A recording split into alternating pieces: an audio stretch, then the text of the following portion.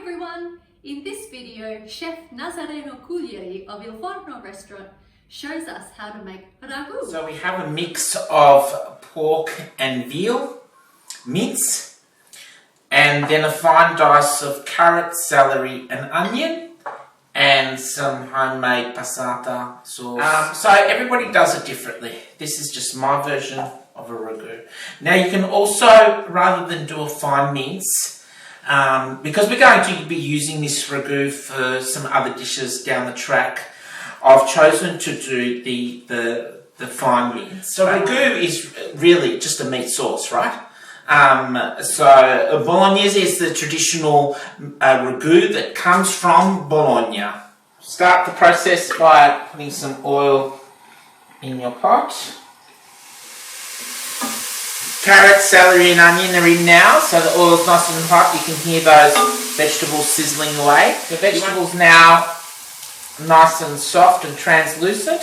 Not soft to the point where they're mushy, but they've lost that sort of al dente feel to them. And that took about 4 minutes or so. So once that's done, we add the mince. When you put the mince in, just make sure you mix it up really well. Mix in those vegetables and keep mixing it until all the meat has changed colour. So it's gone from that red raw colour to that dull grey cooked colour. What you also want to make sure that you do is that you separate the lumps. So you don't want big clumps of mince stuck together. So with your wooden spoon, just make sure you separate it as much as you can.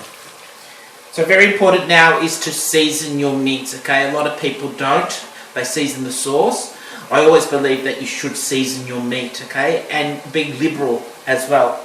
So you want to get that flavour in. So you want to get that salt and the pepper into the meat, because that's where the flavour is. So I'll put some salt in. A healthy dose of black pepper. Once you've seasoned the meat and you've given a bit of a toss, you're going to put in some white wine. And again, this is my version. White meat, white wine.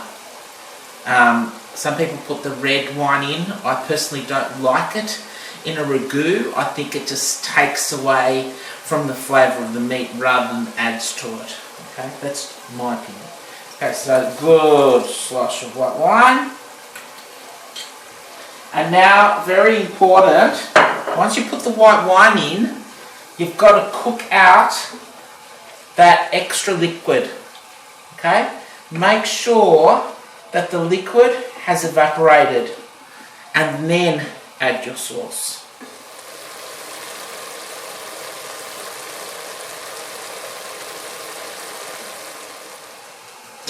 Straight in.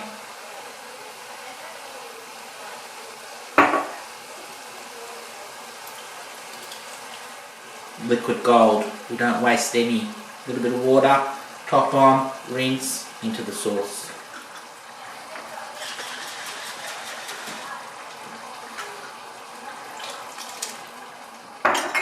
Mix that all in. Depending on the thickness of your tomato, you might have to add some water, because this needs to cook out for an hour and a half to 2 hours on a low heat. So you bring it to the simmer and then you turn down the heat and it just cooks slowly. So you can see that the thickness of the sauce is actually quite watery, and to start with, that's what you want. You don't want it too thick, because then if it's too thick, then you won't be able to reduce it. So you want it watery. Ragu's been cooking for an hour. If you come closer, Fee, you'll see there's a light film of oil on top of the sauce. That's actually really good. And you can see it's thickened, but it's just an hour. So we've got really another hour to go on a slow heat. Just let it cook. And the sauce has beautifully reduced. There's a nice thin layer of oil on top of the sauce. give it a stir, you can see that it's reduced really nicely.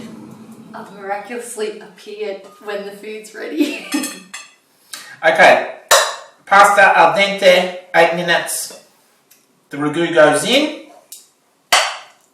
Mix it up. So we're just going to top it up with some ragu.